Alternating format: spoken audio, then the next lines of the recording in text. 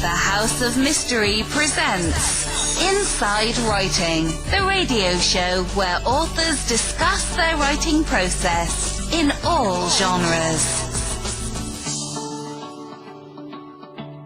Welcome back into the show, and now joining us on the phone is author Nigel Cawthorne. Thank you for being here. That's my pleasure. Now, Nigel, you've written how many books? Over 200 books? 250? Yeah, it's around 250. I keep losing count. Wow. So how did that start for you? I mean, that's a huge amount of books to write. I'll tell you what happened. I got a degree in physics, and back in the day, they used to be before the internet and ISDN lines and the rest of it. Publishers used to have to send copy out to printers and typesetters. They were also outside London, and my job, I was a messenger to support myself during university.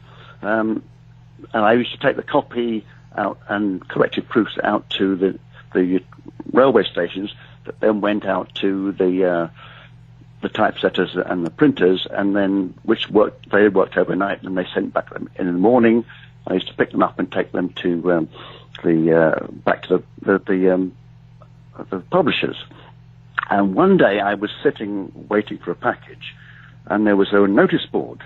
And they were looking for a features writer on a magazine called Nuclear Engineering International. So I applied immediately, because I actually knew something about nuclear engineering. But they said that was only advertised for union reasons, and they already had the guy to fill the job. But they gave me a job on a weekly tabloid that went to white goods shops, fridges and freezers and washing machines and the rest of it. And they took me on. And they taught me how to write a 100-word news story and a longer feature and captions, headlines, and the rest of it. At the time, I was having an affair with a married woman. Ooh. What I didn't know was her husband was a gangster. Oh. And is this New York? No, this was in London. And one afternoon, she phoned me up and said he and his brother had got guns and they were going to come and kill me. I borrowed some money, and I got myself on a plane to New York. I had one phone number of a Guyanese family in Brooklyn who very kindly put me up, and I worked with them on a building site there, and I started writing for pornographic magazines. And then a new newspaper started in New York. It was only very short-lived, called the New York Trib, and I started writing for them. I'm like 23 years old, and I'm an illegal immigrant, and I'm writing for New York Daily. It was fantastic. But at the time went on, and I had a career in journalism with largely with the Financial Times.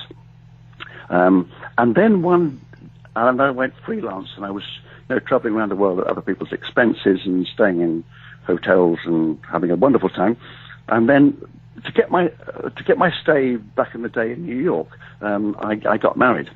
And one day I was back in London, and this child turned up, who turns out to be my son.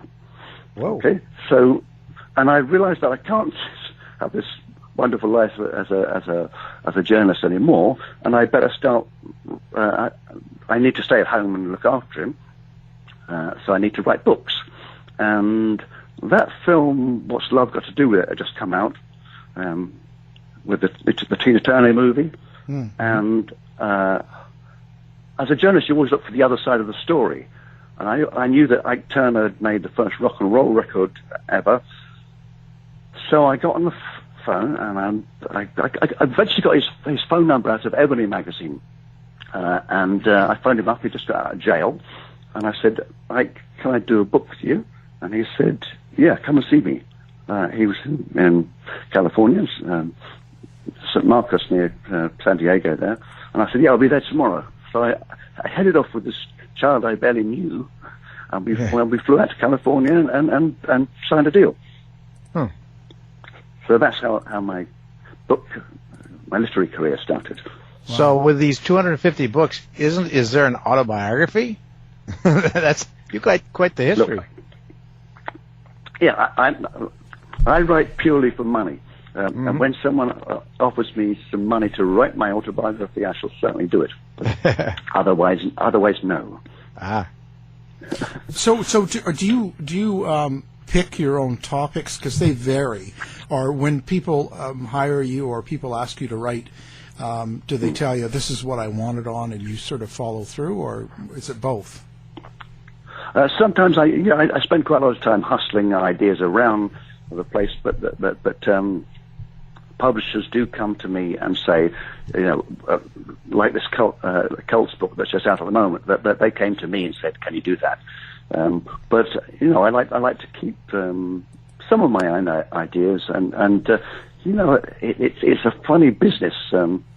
I've done big serious books, like I got called in to testify to your U.S. Senate once over a book that wasn't even published in America, which was fun. And I was cross-questioned by John Kerry and John McCain, and I was kind of accused of espionage on this book because I had lots of classified U.S. intelligence documents. Shame to say.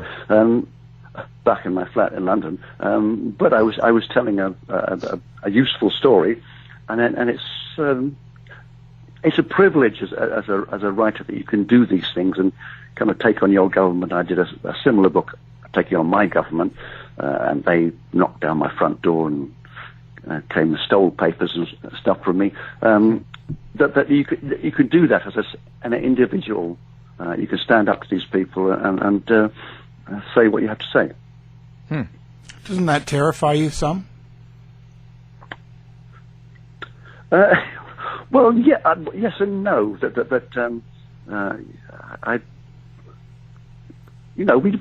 We live in decent countries, and they don't really like going around killing writers very much. Even though I was kind of the Senate, it was the implication was that I could be tried for espionage. But again, in America, you don't put writers in jail. You just don't. Well, not yet.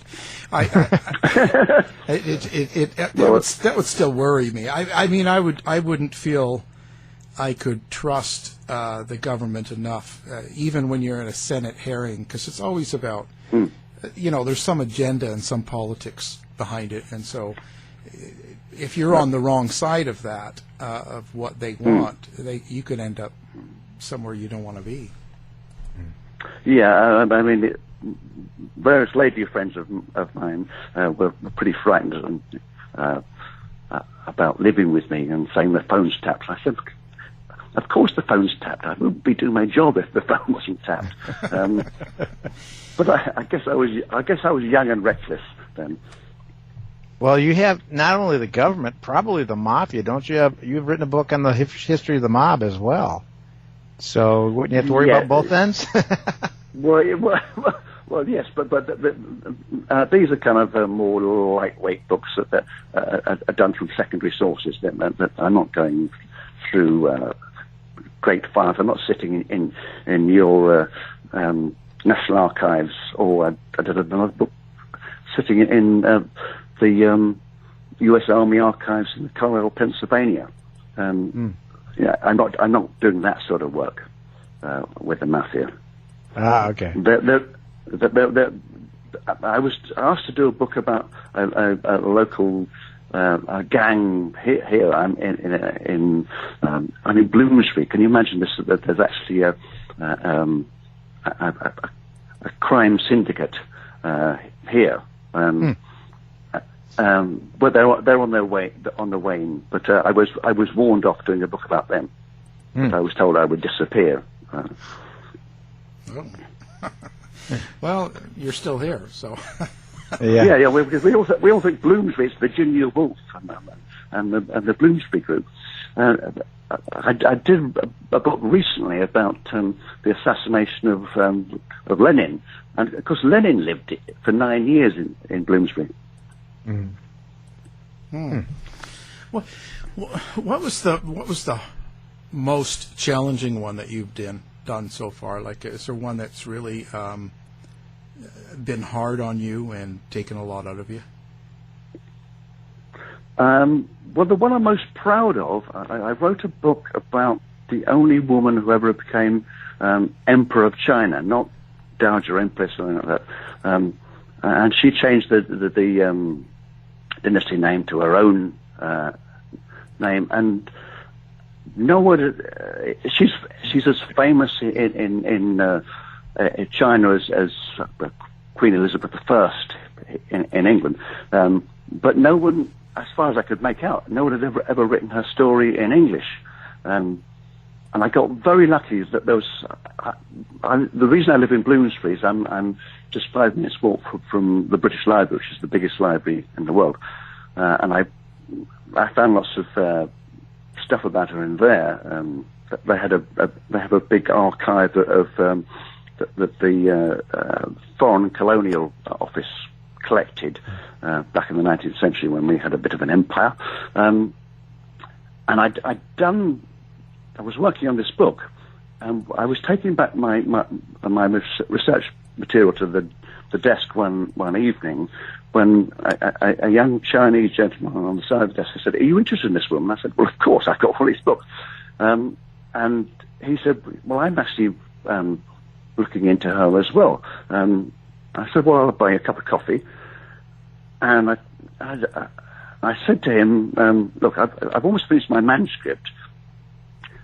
If you'd read it for me to make sure I haven't made any terrible mistakes, then you can take anything out of it you want for your own work." This guy came up with notes like almost as long as my manuscript. Who said it right? And the book's been published in Chinese in China now. So I'm very proud of that. Have you ever got any kind of a backlash or anything back from people that you've written about, or like even in China when you've written that book? I didn't get anything back from that. I haven't really had much backlash at all.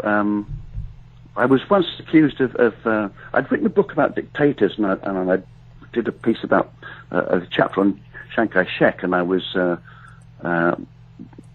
there was all over the internet that I was influencing the election in Taiwan, which obviously I wasn't. But no. I could try to think of when I've really got reaction. No, sometimes the flat I'm sitting in here. The reason I got called upon at the U.S. Senate, it was that I'd written the first book about whether American prisoners of war were kept behind in Southeast Asia after the Vietnam War, and I went to Hanoi and asked the government there, and they said yes, of course we did. And then when the book came out here, I was told in America there was no interest in this topic at all, except for lots of Americans were phoning the British publisher and buying copies. And then suddenly a picture came out of Southeast Asia, and my flat was completely besieged by TV crews and journalists interviewing me about it, but apparently there's no interest. Well, John McCain and John Kerry would be definitely interested in that particular area. I see why now. Yes. That's why I was called to testify, and of course they agreed everything I've said. I had the documents. I could track someone who was shot down in 1967 to where they were in the 1980s, by name, by camp. I'm sure that the Pentagon could do that the same, but I could do it by myself. But it was as you say, it was a political thing, and no one could own up to it. Mm-hmm. And when I must say, when I was doing that, and I was at the Senate, someone gave me a Foreign Relations Committee report where they looked into what happened in previous wars, and this report said that in 1945, 31,000 people in British uniforms who in the east part of Europe, when the Red Army came in, they were not returned home. They went into labour camps there. And when I started on that in this country, obviously everyone went mad. The security forces came to see him and everything. And it's powerful, that's what happened. But no one's ever going to admit to it, are they? Yeah. How was Ike Turner to deal with? Oh, very charming man. Very charming man. With my little son, he's very good with children. He was. I got on really well with him. It was difficult over money. We had a few fights over that. And we actually did the book in Los Angeles during the O.J. Simpson trial, so there was quite a bit of racial tension and going on. I'd seen it before, and he used to take me to this sort of after-hours club where I would be the only white face in there, and these huge black bouncers would come over to me and say, "Who are you?" And I would point at Ike and I'd say, "I'm his long-lost son." But there's really no answer to that. And secondly, in America, as you know, that if you speak with a clear English intonation, then you don't get any trouble. True. Yeah, exactly. Yeah. You sound like you're with the BBC. Yeah, that's right. Yeah, it could be okay. Well, I was just wondering. So, when you come out of that, how did you?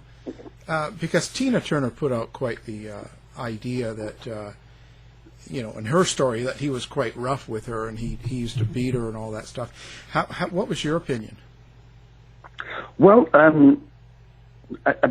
think she's done that.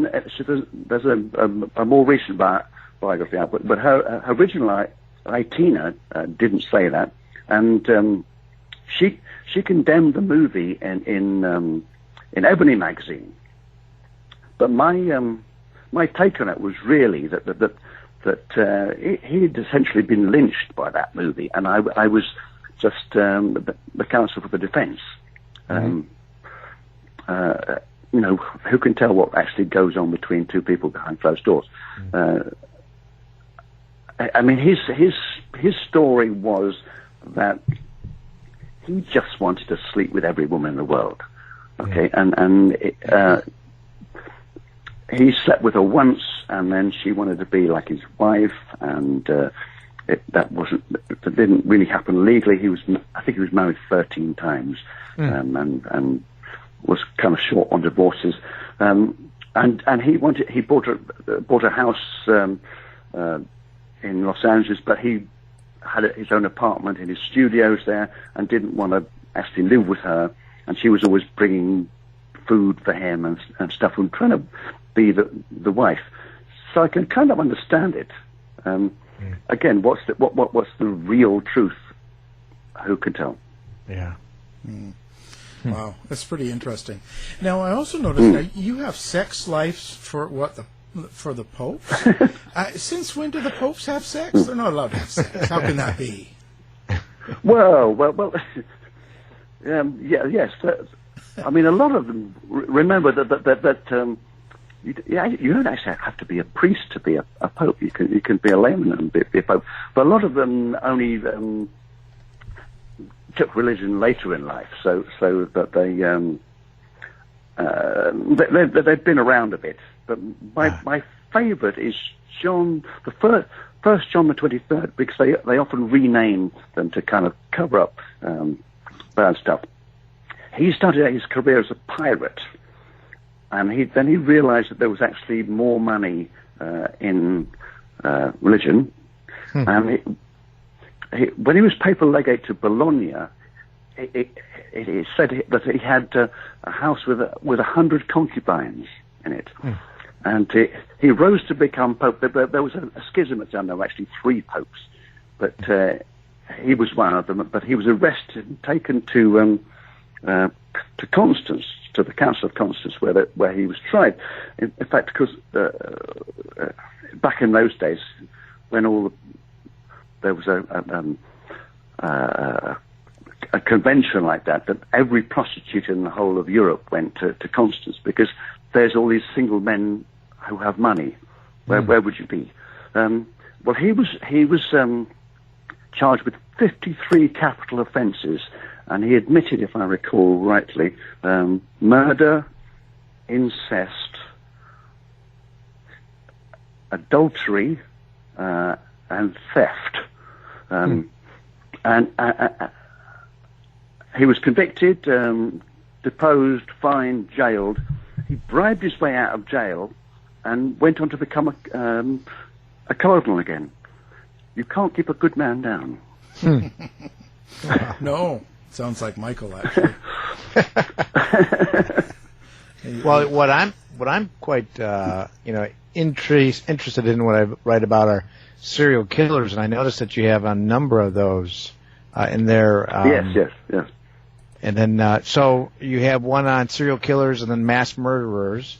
Now, on there, how about I've got two. Yeah. 2 on killer women, and yes, sir. There's an endless appetite for true crime, and especially serial killers. Everybody loves serial killers. I'm not quite sure why, but okay. It's like profiles of the most barbaric criminals there. Yeah, but they're always good stories, though. Somehow, and I suppose it's that sort of that here are people who kind of step over the line, which we all kind of wish we could sometimes, but hopefully not in that way. Yeah. But we'd rather be kind of rock stars in doing it, but but that sort of thing. But with my sex lives, there's actually 12 in the series, and it really took off. I'd done sex lives with U.S. presidents when Bill Clinton got caught with Monica Lewinsky, and I've always thought he must have read the book and thought, this author needs some help. Get down there, Monica. So you wrote that book before that event, that stuff, Affair. Yes. Yeah, and Joan Rivers had me on her show. Again, I did a lot of media in America at that time because I sound like I'm with the BBC. So it's like I can say things on American radio and TV that no American would dare say when it comes to sex, at least. Sounds proper. Yeah, it sounds proper. Right? It's more. Well, you can have a big one when Trump is done. Yeah. I've got one out called "We Two in the White House" at the moment. But the thing I always got away with back then with Clinton, because the Clinton thing was kind of breaking, so I didn't know any more than anyone else did. But I always used to say, well, actually, George Washington set a standard that even Slick Willie couldn't live up to. His first lover was a Native American lady called Bright Lightning. Then he had a long affair with the wife of his best friend. He married an older woman for her money, and the War of Independence was largely an excuse to play away from home. And in fact, there was a huge sex scandal during the war called the Washerwoman Kate Affair, which came out in the newspapers on both sides of the Atlantic. He had a congressman procuring young women for him, so you have to be a little bit careful what you say on American media. So I would say that when he came back from fighting the British, there'd be someone to administer the comforts of love to him. I think people knew what I was talking about. It was such a big scandal. There was actually a Broadway play made out of it at the time. And then I would say, look, there's so much of this stuff that I don't want to bore your listeners or your viewers. And I don't want to upset your school children, because I know they're taught that George Washington died because he'd been out horseback riding in the winter, and he'd caught a chill. It turned to pneumonia. He died. And I said, it's not true. He caught the chill in the unheated slave huts with a black woman. Ah. And you can always see people behind the cameras going, what did that Englishman just say? Oh, dear. But you read the history, that's what happened. Yeah. Well, I mean, what 18th century gentleman who had a lot of slave women, what would you be doing exactly? Yeah. It would be difficult not to, wouldn't it? Yeah. Oh, boy. It wasn't just Jefferson. No. There's quite a few of them, I guess. It just keeps on Yes, going. yes. Yeah. I guess that was a. How was the things like when you've written on Hitler? Was Hitler much the same too? Is it something that all leaders do? Yeah, there was that too. But I mean, he was very strange. That there are these mad right-wing people who look up to him. When you read about his sex life, no, he liked. How do I say this delicately? He was happy to sort of lie on the floor and have a woman kick him and. Ouch.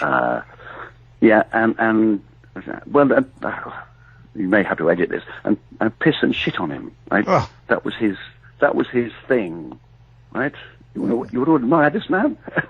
I don't think so. Wow, yeah, that's crazy. I didn't realize. I thought he was a structured vegetarian. Oh yes. He was. Yes, didn't smoke, didn't drink, and ate no meat. But yes, I think we can. He was a peculiar man, wasn't he? Oh, yeah. Very odd. Yeah. And all this was documented at the time. So David Cameron putting his penis in a pig head isn't so bad. That's true. That's true. Oh, that's crazy. I was like the Winston Churchill story though. That Winston Churchill, when he finally fell from power in the 1950s, and he went out to stay with his Somerset Maugham in the south of France, he'd been to school with him, and over lunch, Somerset Maugham said to him, your mother, who was an American, Jenny Jerome, you should tell me that when you were at school, you used to sleep with the other boys. And Winston Churchill banged his fist on the table and said, it's a damn lie. He said, the only time I went, I did once go to bed with a man just to find out what it was like. Right? And it turned out that the person concerned was Ivan Novello. So Somerset Maugham said, well, Winston, what was it like? And Winston pulled the cigar from his mouth and said, musical. Okay, there we go. So you don't know whether he's telling the truth or what. It's a typical Winston Churchill story. Oh. Now, when you one thing I noticed when you deal with serial killers or when you write about spree killing, like when you wrote the Spree Killer book, is that now that's tends to be something that's very American, isn't it? It's not really something you're going to see in the UK as much. Not very often in the UK because of our gun laws. It happens in Germany, Finland, Australia, Russia. It does happen. But yes, you are the world leaders in it. There's no doubt about that. Nobody does it better. yeah, or more often. Yeah. Do you have an opinion on that? Do you think it's part of the culture, or do you think it's kind of a combination of the culture itself plus being a gun culture and having guns, or? It's tough. And yes, obviously helps having lots of guns, doesn't it? That other people I mean, there's obviously lots of people who are terribly frustrated in various ways in any country. But if they don't have access to firearms, they tend to take it out in other milder ways. But you're wedded to your guns, and there's nothing can be done about that. Yeah. So, and now you got a specific. How many specific serial killers? I see you wrote Jack the Ripper. What made you choose him all on his own? But again, that was you can see that's a book done with a friend of mine who's he's an Australian film producer and director, and he had done several films about serial killers, and he had come across. There was a book that came out in the 1980s called My Secret Life by Walter, and it was sold as a classic of Victorian pornographic literature. In fact, that was a slimmed down version. There's 12 volumes of it in the British Library, and it was published in Antwerp in the 1860s, and I think there were only 12 sets done. But when he read it, he realized that the voice was exactly the same as the memoirs of serial killers.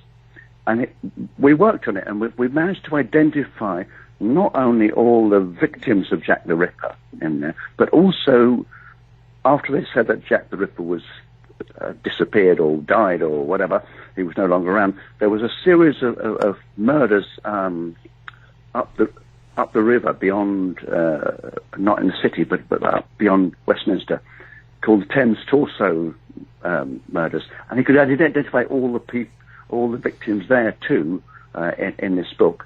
So we put together extracts from My Secret Life, and we showed that what had happened was there was during the 18th century, as kind of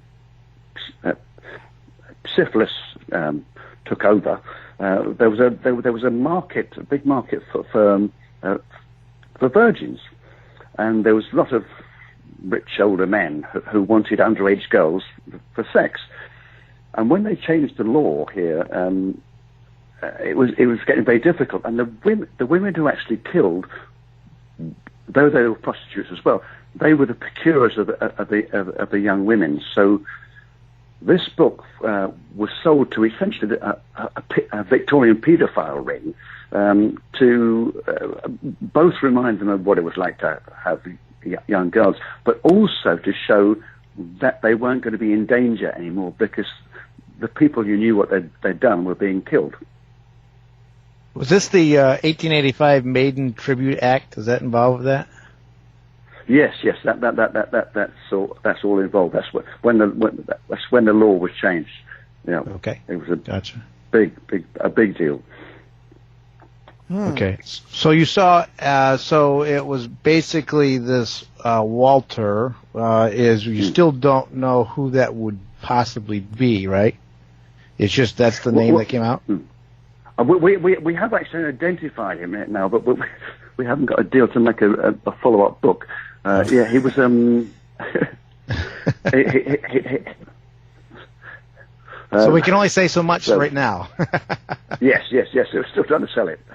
Gotcha. And then,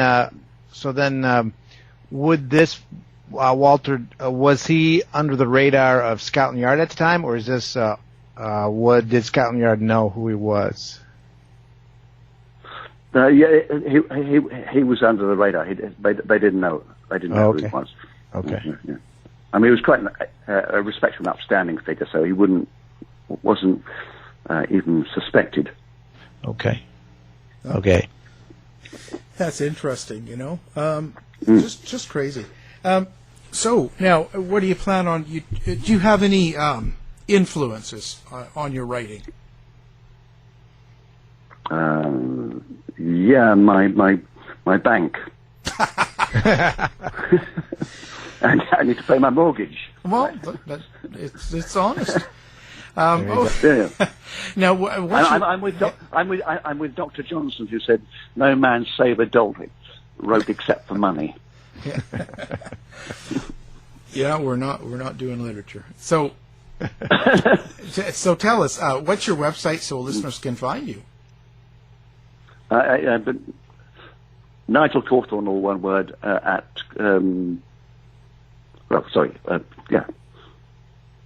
Nigel Cawthorne. No, Nigel.com. That's what. Right. Perfect. Okay, we'll have that on our website. Yeah. Well, it's been a pleasure. I really enjoyed talking to you. You're quite funny, and we'll have your website and books up on ours, so people listening can do one click and check you out. Again, thank you for taking some time, Nigel Cawthorne. My pleasure. Thank you. To find out more about our show, guests, or to listen to past shows from our archive, please go to www.houseofmysteryradio.com. Show's over for now. Was it as good for you as it was for me? Well, good night. This has been a production of Something Weird Media. I'll be back.